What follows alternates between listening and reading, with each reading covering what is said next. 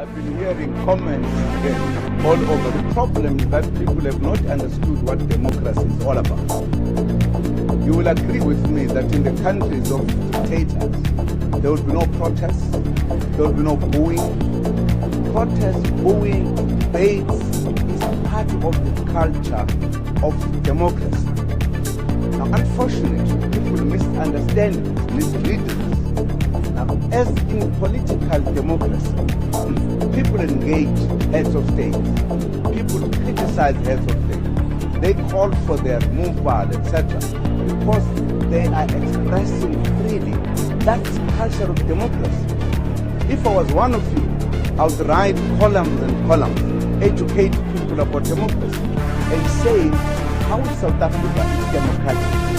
Because that is, in a sense, the thermometer to check whether democracy works.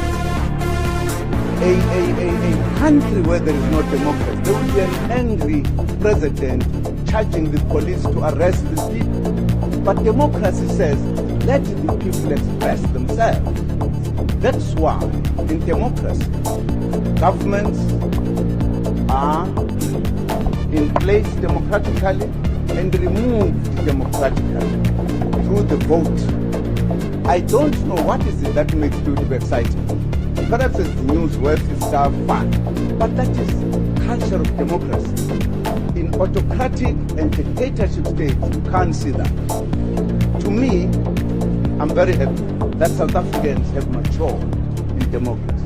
And you have a president that they can talk to, whatever is in their minds. It's not restricted. They are not going to be arrested. They are not going to be harassed. That is democracy. I wish I was a journalist and a columnist. I would educate people about democracy.